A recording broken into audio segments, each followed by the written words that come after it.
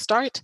Welcoming everybody to Dr. Cowan's presentation. So Dr. Cowan is Professor of Religious Studies and Social Development Studies at Renison University College at the University of Waterloo. He is also the Associate Chair for Grad Studies in the Department of Religious Studies at the UofW. Among others, he's a prolific author, and his publications include, among others, Sacred Terror, Religion and Horror on the Silver Screen, Magic, Monsters, and Make-Believe Heroes, How Myth and Religion Shape Fantasy Culture, and America's Dark Theologian, The Religious Imagination of Stephen King. Today's presentation is based on Dr. Cowan's forthcoming book, which has just gone to press, Bodies Out of Place, Sex, Horror, and the Religious Imagination. So Dr. Cowan will present. There is a PowerPoint presentation that will accompany this. I will remind attendees to keep your mics off unless you're using them during the Q&A, and you can also use the chat. And we are recording so that there are many others who wanted to be here and had schedule conflicts, and they'll have an opportunity to be able to hear this presentation. So without further ado, Doug, I'm going to pass things over to you. Thanks very much. Everybody can hear me? Give me a thumbs up. Okay, good. Good. So I'm gonna, it's really, it's nice to be able to do this because as you know, people like, Jeff and Brent and anybody who's presented at a conference knows that you got to test drive material at least once to know what you actually want to say about it.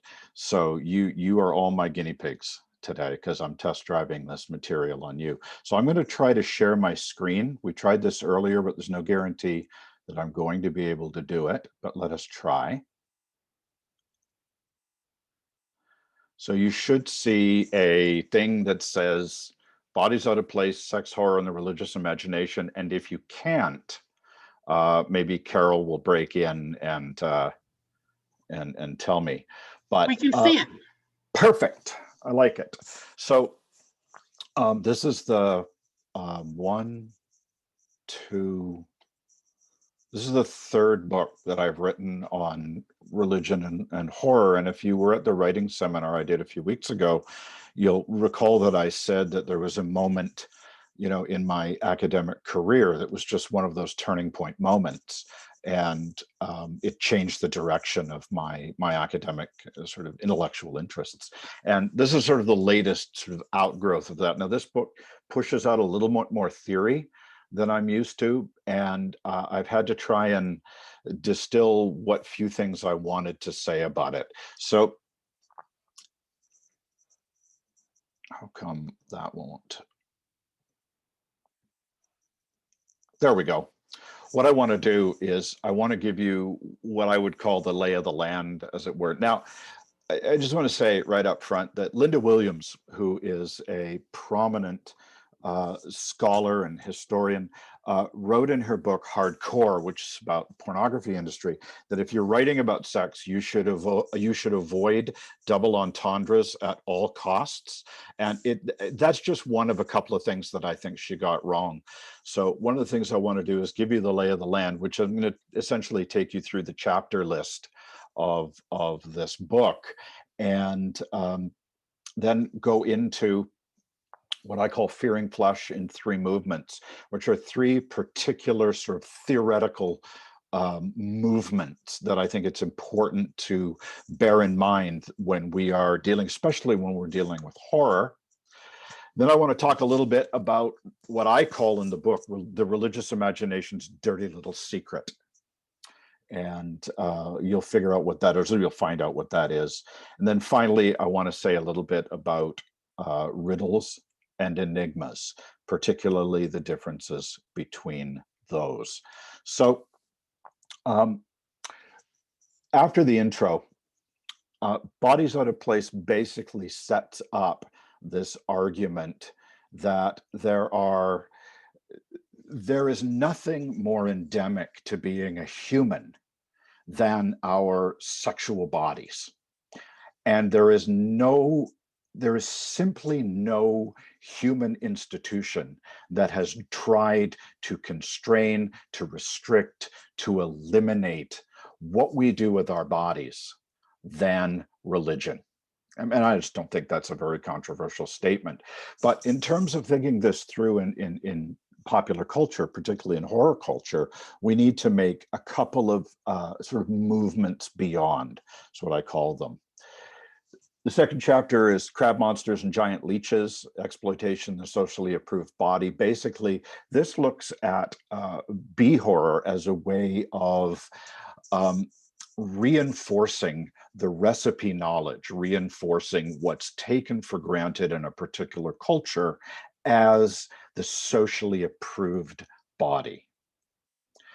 Altered Bodies, this is, I'm going to say a little bit more about this. This is about sexuality, sacrifice, and the horrific aesthetic. The next chapter is Sacred Flesh, Fetishizing the Forbidden Body, which is about, in the film industry, it would be called nunsploitation. But the important thing about this chapter is that it recognizes that what I call the horror mode is not limited simply to fiction. And that's an important thing for those of us who study religion. Skyclad, Sexualizing the Dangerous Other, if you recognize.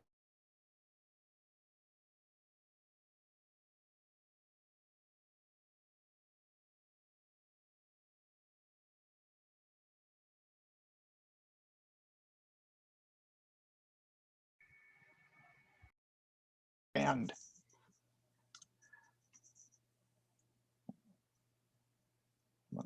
Zach, your mic is off.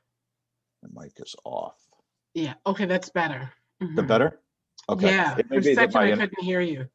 Yeah, it's telling me my internet connection is unstable. But Oh, okay. We'll just keep going as though I know what I'm doing.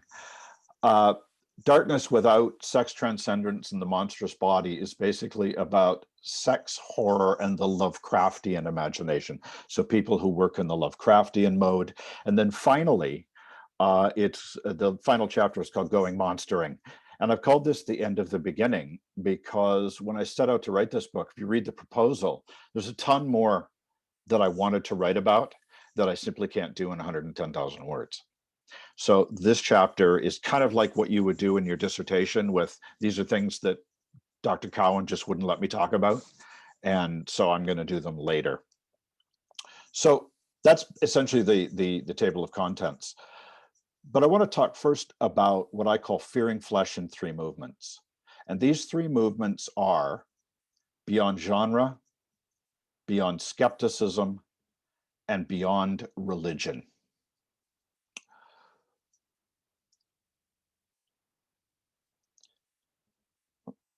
Every time, there we go. The first is beyond genre. Now, everybody knows what the horror genre is. It's a function of marketing. So if you want to look for a Stephen King book, you know to go to the horror section in the bookstore when we had bookstores.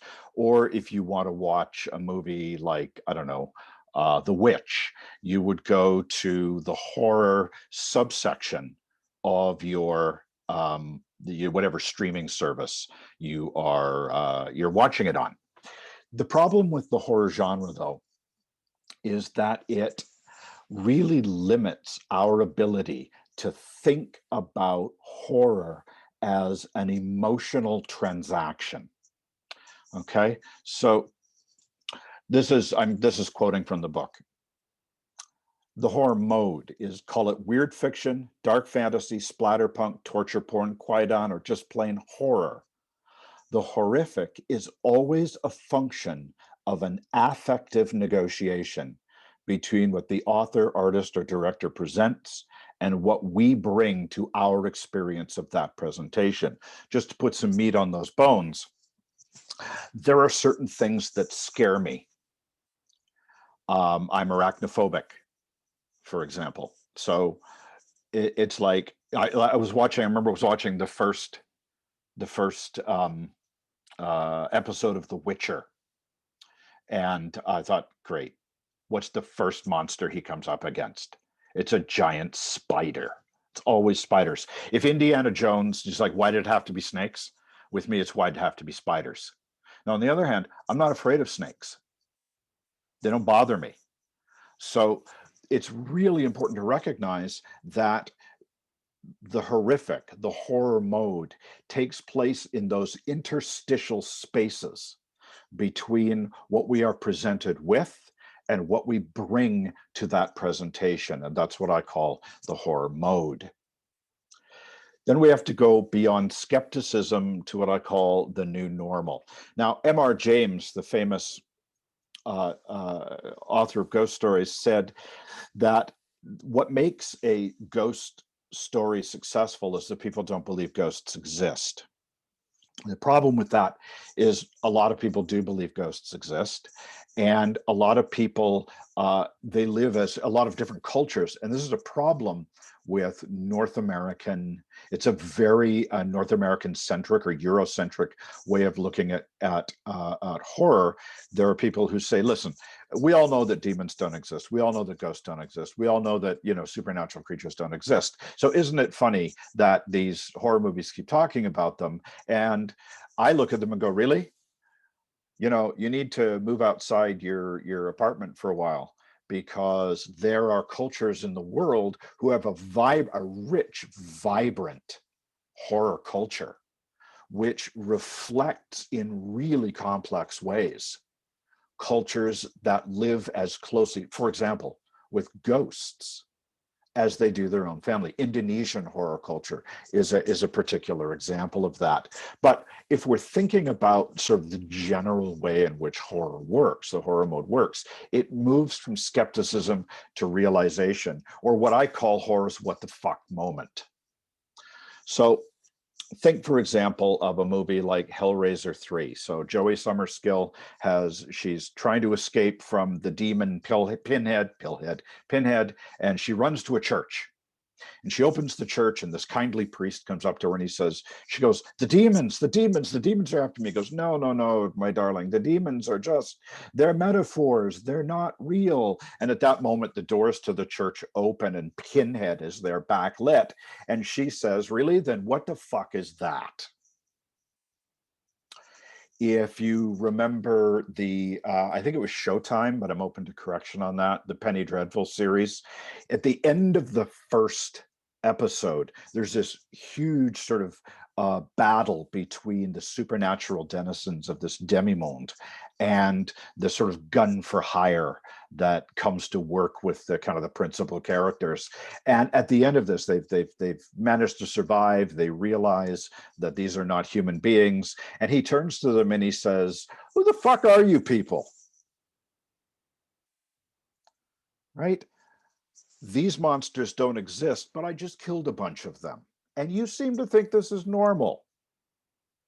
Finally, if you think back to John Carpenter's masterful The Thing, if you can get past the hat that Kurt Russell wears, I mean, really?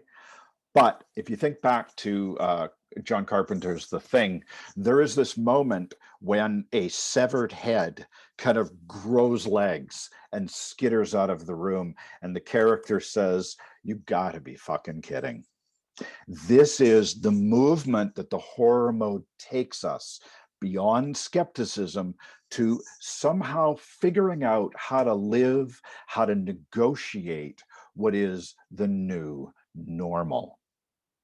Now, the third movement is from religion to the religious imagination. And in my view, especially as somebody who spends his time sort of living and writing about popular culture, this is a really important kind of a movement. Because for many of us, arguably most, but I don't know, for many of us, religion is limited only to what we recognize as religion. And this is often really hard for my students to come to grips with. They think they know what religion is because they go to church, or they go to mosque, or they go to a temple, or whatever. They think they know what religion is. What they recognize, though, is their sort of razor thin slice of religion to which they have been exposed. One of the really problematic aspects of doing religion and popular culture work is popular culture is not taken seriously as an exemplar of the religious imagination. And I think it should be. In fact, all of my work is designed so that we take the religious imagination as seriously as we take religion. So this is a quote. This is not my quote. Hear me. This is a quote from a book I reviewed a couple of years ago, and I had initially resisted reviewing it. In fact, I got in touch with the editor and this friend of mine, and I said, look, Elizabeth, this particular person literally does everything I think is wrong with religion and popular culture. So, I'm just not the person to review this book. And she said, well, I really think you are, so I really want you to do it. And I said, okay. So I did it. And one of the quotes from that book is this. It's a guy named Richard Grigg. Quote, "The sacred as depicted in the world religions ought to remain the benchmark for understanding what should count as most genuinely sacred." I simply cannot imagine. I mean, I'll just be blunt. I cannot imagine a more idiotic statement. I cannot imagine a less useful position from which to begin. Okay? If you hear nothing else from this presentation, hear that. So what do I mean by it? This is me, on the other hand. The religious imagination, on the other hand, the ubiquitous impulse to picture a world beyond our own and to locate ourselves in cosmic circumstances, is a much larger phenomenon, infinitely more varied, and considerably more rewarding analytically, which is to say, than simply religion. Put differently, while all religions emerge as products of the religious imagination, not all aspects of the religious imagination ultimately take their place in the world as religions. Far more of them come to us through myth and legend, fable and fairy tales, short stories and pulp novels, film and television, literary horror, weird fiction, graphic storytelling, visual arts, and participative culture, just to name a few. Restricting discussion only to what we can readily identify or have been socialized to distinguish as, quote, religion, severely limits our ability to recognize those other culture facts of the religious imagination, often because what they disclose makes us so profoundly uncomfortable. This takes us to the religious imagination's dirty little secret. Now, when I write the different books that I write, I really like to begin each chapter with sort of a quick telling vignette, a little story, right, to get people in the mood. And then I sort of, articulate, well or poorly what I want to say after that. So what I want to read to you is actually the intro vignette from chapter 3. It's not very long. Altered Bodies, Sexuality, Sacrifice, and the Horrific Aesthetic. So this is the intro vignette from chapter 3.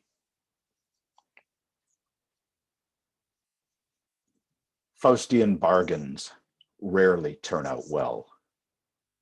Love, Death, and Robots is a Netflix anthology series of animated science fiction and horror short films.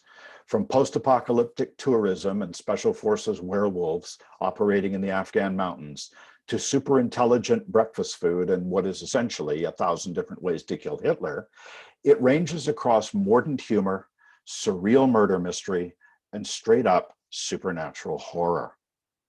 Concluding the series' first volume.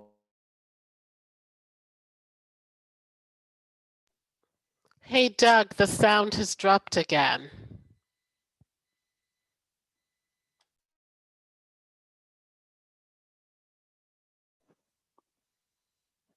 Oh, and there's a freeze too.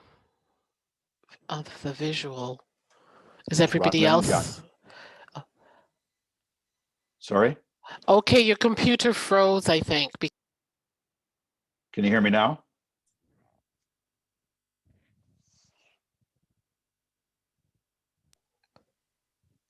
Can you still hear me? I can still hear you. Yeah. Okay. All right. Well, I'll just continue from where I was then. Mhm. It is winter 1943. Deep in the endless tracts of Siberian forest, a squad of Soviet soldiers hunts an enemy that leaves only panic, gore, and devastation in its wake. This is not the aftermath of the German Blitzkrieg, however, nor the terrifying passage of SS Panzer divisions. This is something else, something much worse, something they've been fighting since long before the savagery of Hitler's armies reached the motherland. For over 2 decades, hordes of eldritch creatures have been pouring up from holes in the ground. Little more than teeth, sinew, and long razor-sharp claws, they hunger only for the kill, immune to their own countless fallen in the endless pursuit of flesh. Ghouls, David Amendola, on whose short story the film is based, calls them. As night falls, weary survivors of the latest skirmish gather around a small campfire. Safe for the moment, they share a bit of scavenged food and savor the luxury of smoke, rolling strong, coarse tobacco in newsprint to make crude cigarettes. Their commander, Lieutenant Zaharov, leafs through a small notebook taken from the body of a soldier found frozen in the snow. Arcane symbols and cryptic references to something known as Operation Hades clutter its blood-stained pages. Does it mean anything to you? Asks the hulking machine gunner Kravchenko.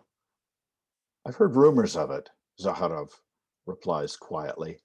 What follows is the equivalent of a video game cutscene, a brief exposition that stitches one combat sequence to another and provides a narrative underpinning for the gamer. That is, by creating a story world, it tells us the how and the why of what's happening on screen, rather than just how many enemies we need to kill or secrets discover in order to level up. Hades, Zaharov explains, was an operation focused on exploring arcane peasant myths. The scene shifts to flashback and voiceover. During the chaos of the Russian Civil War, as the White Army fell back before the advancing Bolsheviks, an intelligence officer named Grishin was dispatched on a secret mission. He was an occultist. His assignment was to perform a certain black magic ritual whispered about among the Kolyaks. It was meant to summon unholy creatures who would fight beside the Red Army. All the popular trappings of occultism and black magic are here. Hidden in the dense forest, a ring of standing stones sits atop a lonely cliff. Hooded figures, their dark robes inscribed with esoteric glyphs, mutter and chant in the flickering torchlight. And there is a woman. As we will see, it is almost always a woman.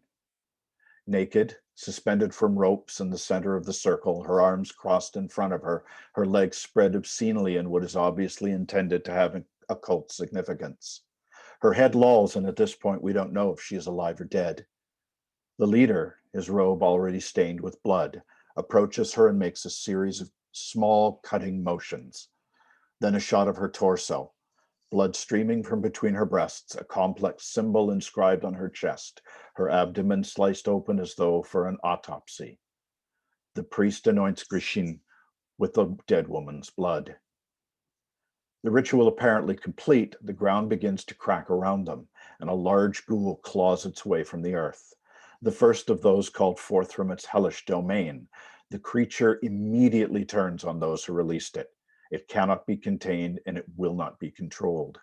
As with so many of our attempts to manipulate the unseen order to our advantage, to bargain with powers beyond our imagining in pursuit of our own petty agendas, we are the ones who lose in the end.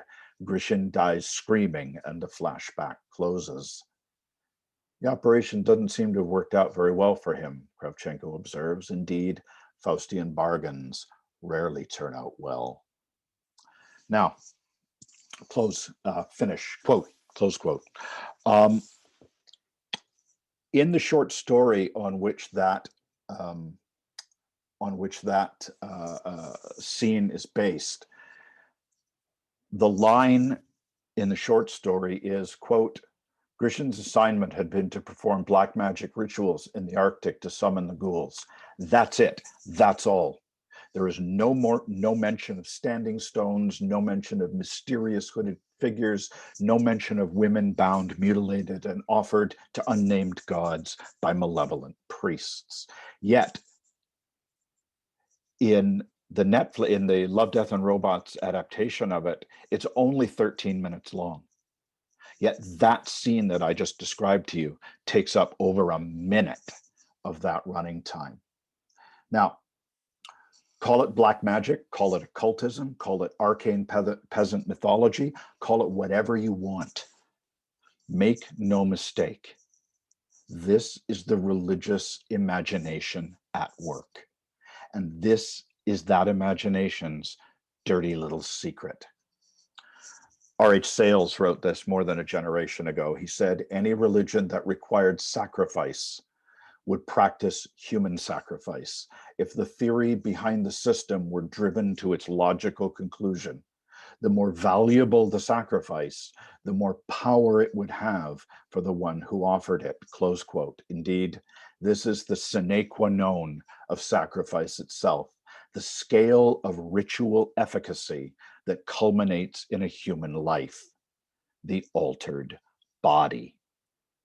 Now, if you think about popular culture, this is from Weird Tales from about 1932.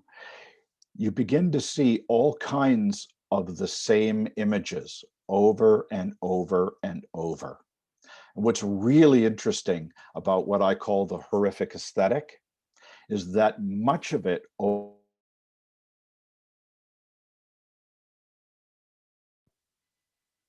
We got a computer freeze going on, Doug. So we see the image, but we're not hearing you.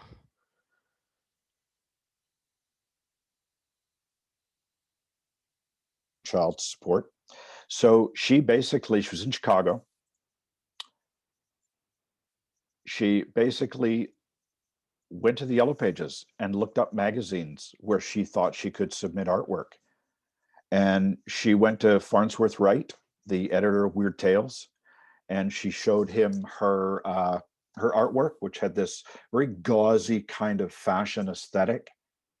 And he hired her on the spot, and she did more Weird Tales covers between 1932 and 1937 than all other artists combined. Nobody did as many as she did. She had 68 covers. And a lot of them featured this idea of the sexualized woman in some sort of religiously designated peril. It might not always be sacrifice per se, but this idea that there must be a body offered in order for the harmonious adjustment or the unseen order, to speak with William James, is made. And this is religious imagination's dirty little secret, because ask yourself this: how many religious studies classes have you sat through, or how many have you taught, where you have heard any discussion, let alone any in-depth discussion of human sacrifice? Probably not very many. Finally, and I'm getting to the end here, I want to talk a little bit about riddles and enigmas, because this speaks to the importance of popular culture and the problem of the meta-narrative. Now, the importance of popular culture is this, because one of the things that I think we do is we tend to really overestimate the importance of the academy. We tend to think that we have a much greater effect on culture than we actually do. Now, if that's the case, one would think you would see it more. But ask yourself this. Now, I know that this is a rather strange audience to be asking this question, but ask yourself this: how many conversations have you ever been in that began with the words, Hey, did you see that great second article in this month's Journal of the American Academy of Religion on the horrific aesthetic and on human sacrifice? Did you see that terrific article that somebody wrote? It was published third in last month's episode. How many conversations have you ever been in that began that way? Now, ask yourself how many conversations you have been in that began, dude, did you see the witch yet? Or did you see the last night's episode of Supernatural? Can you believe Dean goes to hell again?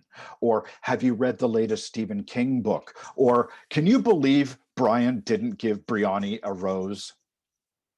Popular culture is, it's like, there's that, Jeff will correct me if I misspeak, but there's that old, the Zen thing about, the goldfish in the bowl that, doesn't recognize the water around it, but the water is Zen, or, whatever. Popular culture is the water in our goldfish bowl. People are way more likely to be influenced by something like a poster for a movie that they see as a thumbnail on a streaming service than they are to read a textbook about witches, right? Now, this speaks to what I call the problem of meta-narrative. Meta-narrative is, for those of you who don't know, meta-narrative is an overarching explanation for a particular phenomenon.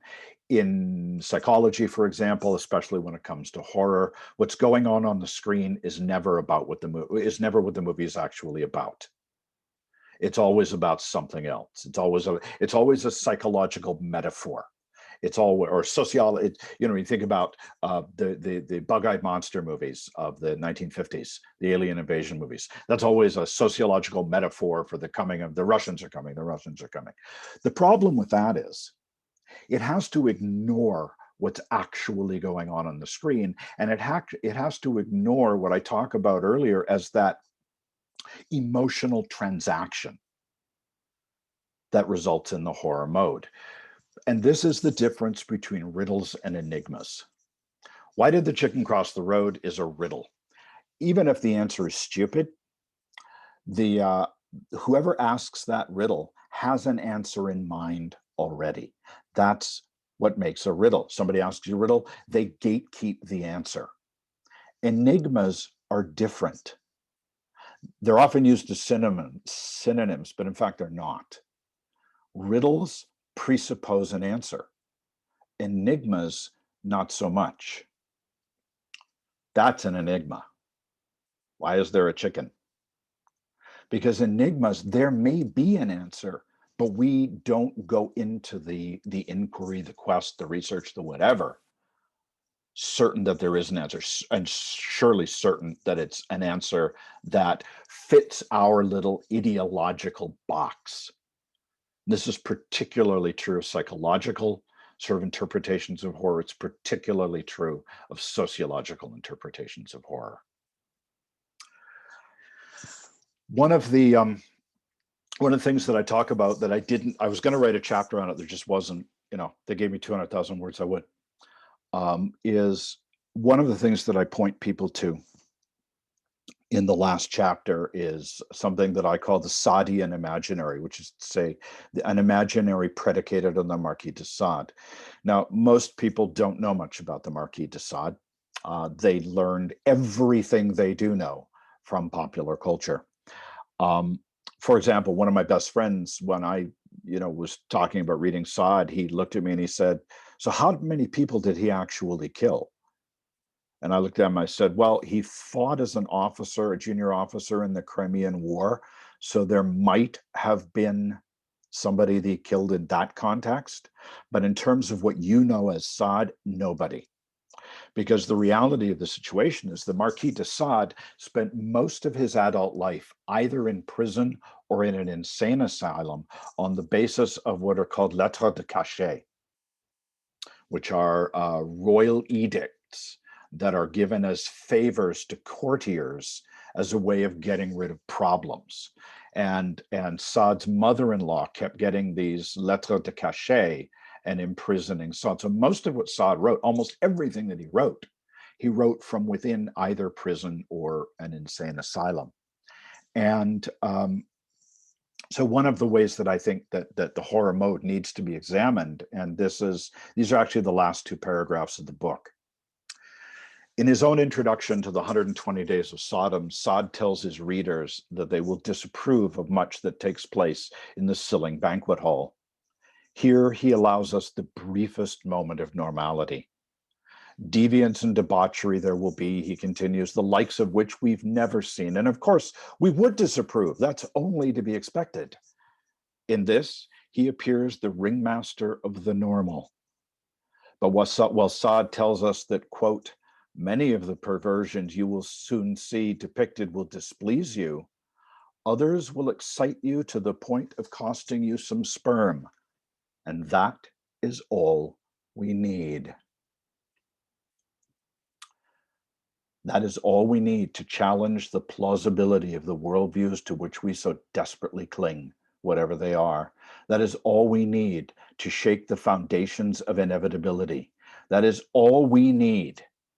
Because when this happens, when the sperm is spent or vulvic juice is expelled, indeed, when even a tickle of arousal moves in our loins, however much distance we have convinced ourselves exists between the reader and the chateau is annihilated. The emotional transaction that lies at the heart of the horror mode is concluded once again.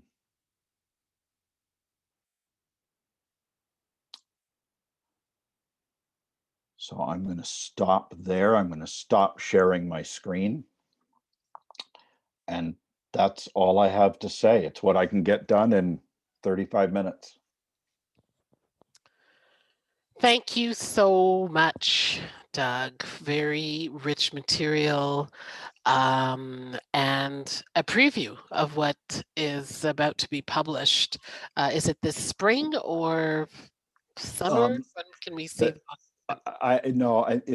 When Jennifer got in touch with me, Mhm. they want to put it in the spring 2021 catalog, which Mhm. means probably fall. It's a year. Okay. If you published a book, it's pretty much Yes. a year. Yes. So Jeff knows that I was complaining ad nauseum to him about Mhm. trying to get this done, and it was submitted at the end of 2 weeks ago, or actually a week and a half ago. Okay. So Okay. it's a year away. Well, congratulations on the completion, and we definitely look forward to the publication. Please do let us know about it and any promotional materials, events, etc. And now it's time to have some discussion. So I want to open up the floor, so to speak, the screen, the networks. I don't know what metaphors work here, but you get the picture. For comments or questions for Dr. Cowan. See you, Jeff. Jeff's heard all this before. Okay. I got a question if I could butt in there. Mm-hmm. So thanks, Doug. I enjoyed that while I ate my soup over here. That was great. I have a question sort of as kind of maybe one of the broader frames you were talking about there. I mean, you're preaching to the converted, obviously, I think with me, regarding the fact that popular culture includes lots of non-obvious encounters with religion, and also the fact that I get the majority of the population, or many people anyway, many of the areas of knowledge come from popular culture as opposed to scholarly text, right? So where does that leave us as scholars, and where does that leave scholarly publishing? I mean, I'm assuming publishing this book with a scholarly publisher. Should we as scholars be doing something different, right? Should we be publishing things in popular places, or some other way to make this not just to make our scholarship publicly intelligible, but to reach people where they're going to actually see it or hear it? What are your sort of ideas around that, I guess? It's a really good question, Brent, and I think that I see it as kind of a sort of a stepped process. Since I wrote Sacred Terra, I've deliberately written for crossover audiences, and I've deliberately written. This is actually sort of This particular book is actually more, it has more of the academic-y language than the other ones before it, because I often think that the academic-y language is used to mask what's going on rather than to reveal it. But I think that it's really difficult to get published in a popular press. You can't do it without an agent. I've tried. But the one thing I do think is that if you're going to work like something like your work, at least it should be accessible in the sense that it's not expensive.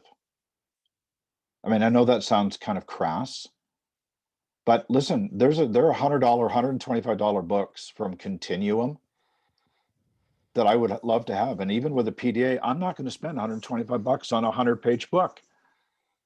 So I kind of insist that, you know, if you're going to bring it out, it needs to be coming out at about 30 bucks, which people are willing to pay. So that's one thing, is making it accessible, but also making the language accessible. I don't dumb things down. Even when I think it's sort of written for a popular audience, I get critiqued with it's too hard to read. So it's a process, man. I mean, I'm sorry if that doesn't really give you a very good answer. You know, But I think it it really does. is a process. And I sort of fought in my own mind against about this, because I published a book with a popular press on Bob Marley, and they were really adamant that they didn't want any sort of, you know, academic language in it. And so I changed all the academic language, but there's a lot of academic theory in it, right? Yeah, exactly.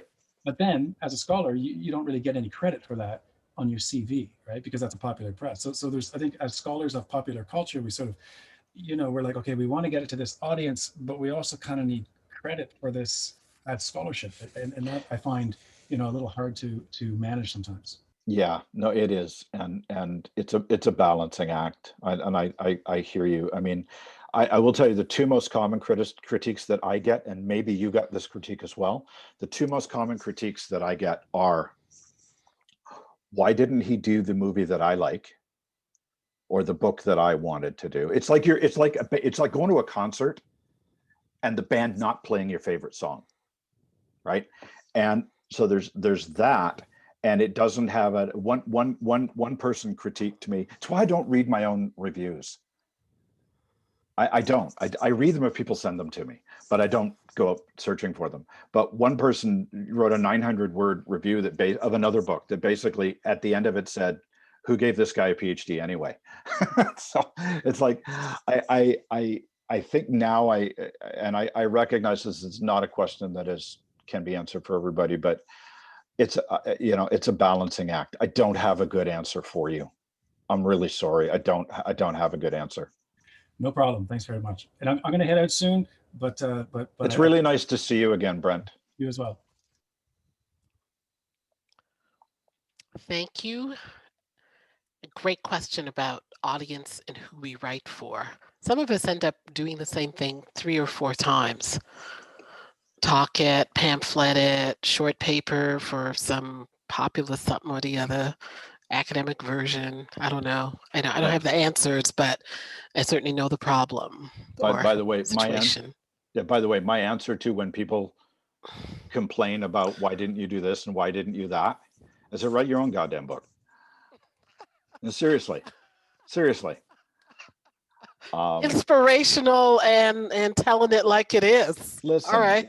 Hi, have we met? Hi, you know, I did this at one, I test drove it. I think this was better, but I test drove this for the Waterloo Public Library a few months ago.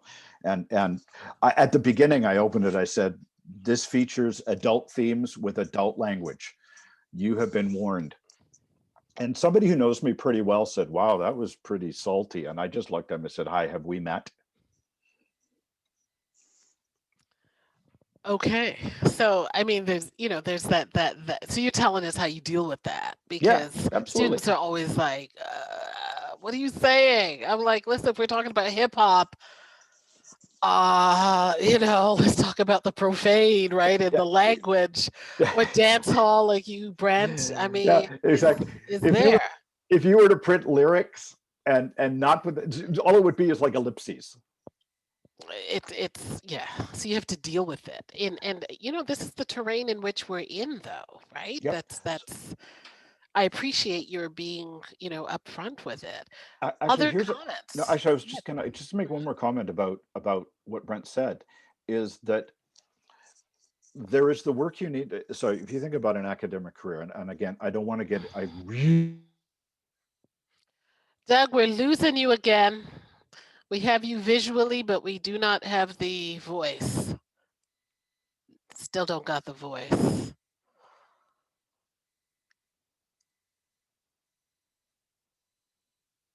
can you hear me now? Perfect. Perfect. All right. I mean, I know I keep getting this message, my internet connection's unstable.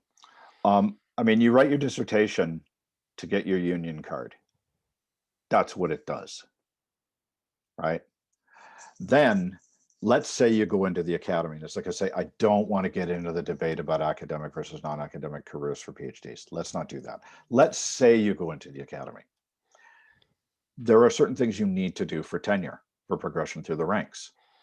And I did that stuff.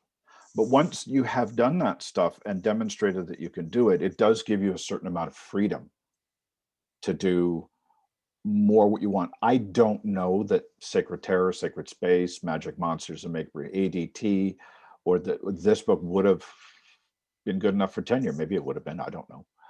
But there is a process, and there are different audiences for the work that you produce based on the outcome you need at that particular time. Okay. Thank you for that clarification. Before we get to Dr. Montero, I want to pick up a question in the chat and then invite your question as well, Dr. Montero, and then you can, address. So this is from Sochi Luna Morales. Why do you think sacrifices as rituals in ancient cultures, such as the Aztecs, are accepted as part of their religious traditions, but when it comes to popular culture, they take a different meaning? You should buy the book and read it, because I actually talk about that in the book. It's a very good question. And it actually has to do with Dr. Cowan, you are cutting out again at the crucial point, just as you're dropping the knowledge on us. All right, let's try it again. Come with it. You were like, it has to do with, and then we still can't hear you. Okay, here it is now. There you go. Go ahead. Oh my God. Anyway, Sochi, it actually has to.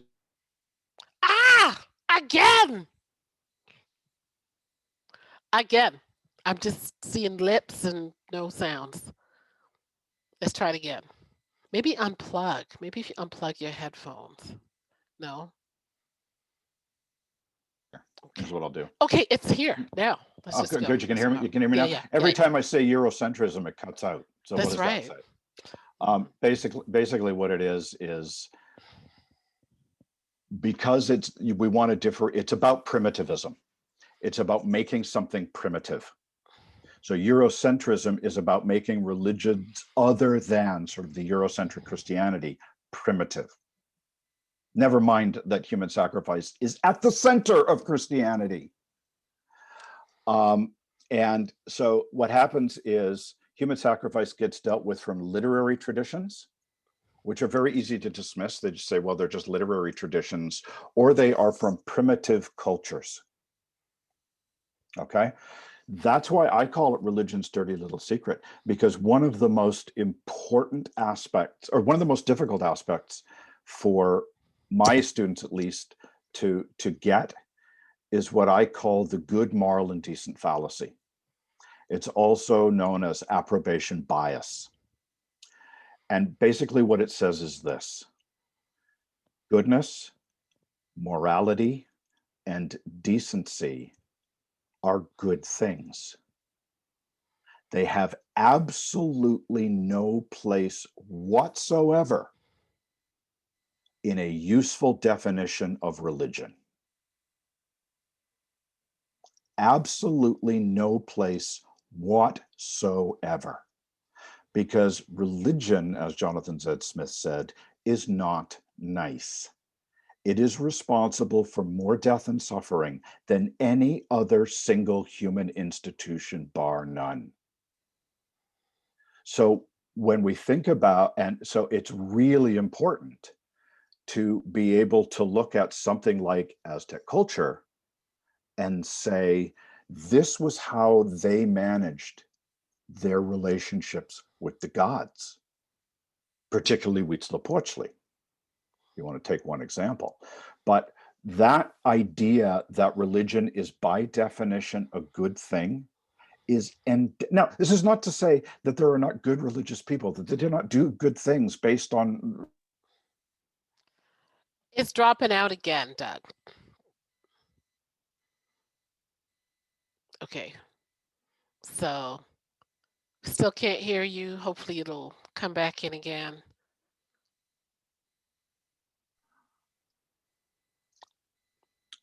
I think I just heard you. Did you hear me? Yeah, Oh, I good. did. I heard Yeah. like breathing. Yeah. You're And now I'm breathing. hearing words. Now you're hearing words. So, I mean, that's, I guess, you know, it's a longer argument that I spin out in, and well, I mean, here's the other thing. If we take, because one of the, I will tell you this, Sochi, one of the things that I argue in this chapter that human sacrifice really presses up against is the notion of religious freedom. What happens if you claim religious freedom and your religion just happens to negotiate its relationship with the gods through human sacrifice? That's an interesting theoretical argument to try and pitch. Okay. Thank you for that. I want to make sure we get some other comments and questions out here, and then we can come back if we have time, if there's follow-up. Dr. Montero. Hi there, can you all hear me? Yes, we can. Okay, my screen's a bit frozen, so I'll just try and hopefully you'll be able to hear me. Thank you, Dr. Cowan, for a really interesting talk. I have to say the whole genre of horror is out of my comfort zone. I try to avoid it like the plague, but I have an emerging teenager who loves horror, and so I sit down and I watch, and lately we've been watching the whole vampire series of Twilight. So it's the teeny kind of stuff, but that stuff I can handle. But anyway, so just a little bit about me. So just coming back to that previous conversation with Dr. Hagerman and thinking about, you know, we are academics, we are public intellectuals. It's the access of the information that is really important. And so if this information and this thinking, which this brief talk that you've engaged me in has extended my thinking about this horror genre, I will look at it differently when I engage with my kid while watching these things. But thinking about how do we make this more accessible? And as you were talking, I think about Patty Lather's work. And you know, so she looked at she wrote a book called a genre called a messy text, right? Creating it so that it could be accessed by what she called somebody buying a novel in Kmart or Walmart, and it was accessible, talking about the sociological, the elements of living with HIV, so women living with HIV. And as I think, you know, your work needs to get into the hands of young people. So I'm an educator, I work at the Faculty of Education at Laurier. And this is the type of stuff that needs to get in the hands of young people so they think about this genre very differently and intellectualizing it rather than just watching the plot go over and over and Jason getting the, I don't know all of my pieces. But how then do we get this information into the hands of young people? And I think that Laurier, it's been highly publicized. Now they're doing some courses on movies and Netflix because of the pandemic. So I wonder what your thoughts might be on that. I think it's a very important, really important piece. I don't know if there's a messy text in Patty Lather's terms that could be evolved or how it happens, but young people need to think about this sort of stuff because this pop culture is in their hands. Yeah, I appreciate that. My wife has one of my wife's favorite T-shirts is, it says, "And Buffy staked Edward, the end." But it's really an important problem, because one of the things that I say in this book is that horror, and I'm really glad you're doing this with your child. Horror is the one genre, in my view, horror is the one genre that takes the religious imagination at its word. In fact, it takes the religious imagination more seriously in terms of what it's demanding and what it's actually suggesting than an awful lot of actually religious adherents take their tradition. And you make a great point about Walmart. The reason that 50 Shades of Grey is as popular as it is, despite the fact that it is as poorly written as it is because it was able to get into Walmart. The reason that the Left Behind series sold 60 million, 80 million, 10 trillion copies, or however much, which is basically just, comfort food for fundamentalist Christians, is because it got into Walmart rather than niche Christian bookstores. So just niche Christian bookstores. You're absolutely right. I will tell you what I've been toying with. I mean, I don't know that it'll ever go anywhere because it's tough. I've been actually toying with trying to translate some of the ideas that I've sort of developed over these different books and exploring them through fiction. I mean, it's about getting a publisher interested in it and enough to get behind it. And publishing is about money. It's not any more complicated than that. It's not about humanitarian interest. It's not about the good of the society. It's about money, and it's not any more complicated than that. So I wish I had a better answer for you, but I recognize how important a problem it is. And I think that's part of the reason I want to keep the costs down on the books that I write.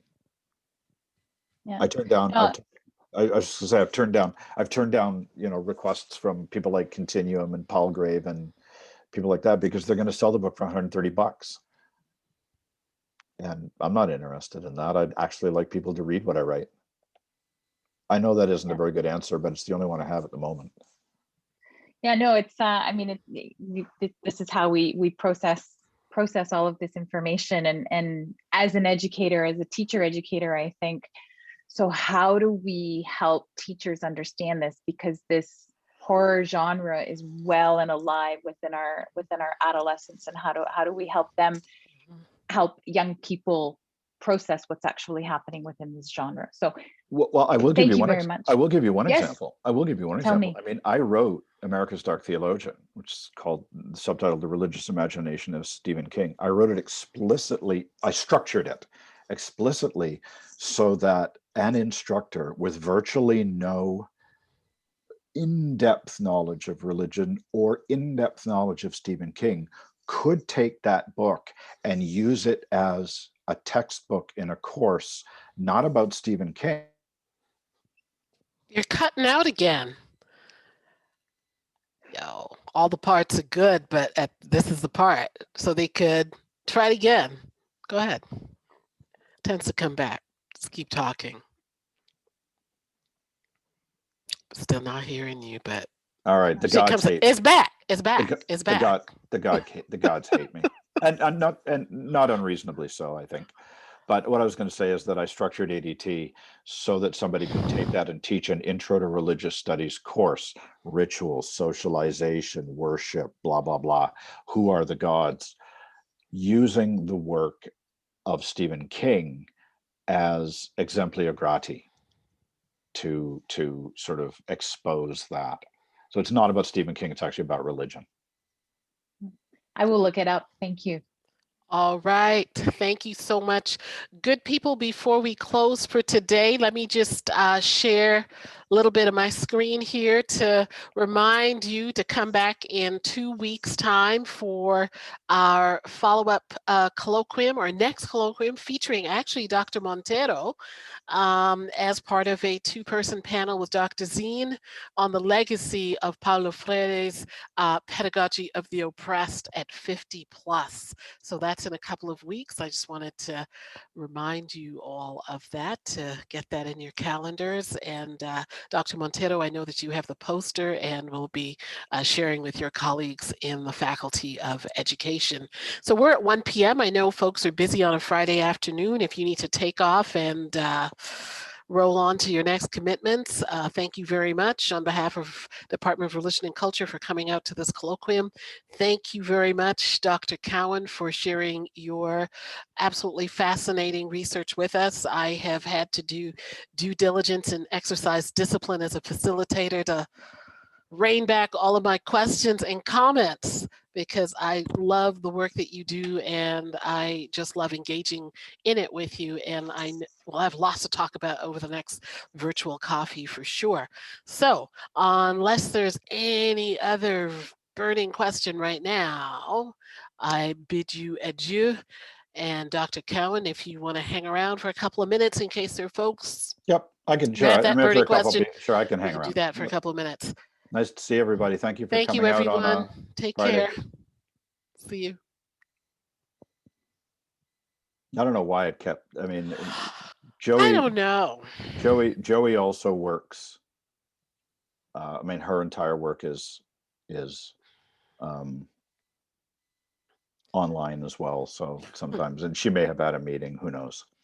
Or it could be in your neighborhood. I had that happen. Exactly right. I know we do two karate classes on Saturday mornings, one from 9:30 to 10:15, and one from 10:30 to 11:30. I find that my internet gets really sketchy at about 10 o'clock every week. And I wonder what's going on in the neighborhood. Like, what are kids watching at 10 o'clock on Saturday morning? Something's going on. Everybody's online watching something or playing some game or Minecraft or whatever. Yep. But I certainly had the crash just in, the neighborhood, like less than an hour before my big first year lecture. That, it's why I just said I'm not going to do any synchronous teaching for that reason. I mean, I've got students in China, in Pakistan, in the UK, and there's the whole thing around time zones. But it's also, I don't know about WLU, but if we're going to do any synchronous teaching, we have to ensure that there is sort of an equal package of material available for people who can't do. And that's, to me, that just strikes me as twice the work. I record everything that I do. Oh, is that right? And then post it. Yeah, so they that's get good. like I could this. probably do that. Yeah. I think we're still recording and I'm gonna have to edit this recording then because otherwise it's gonna happen.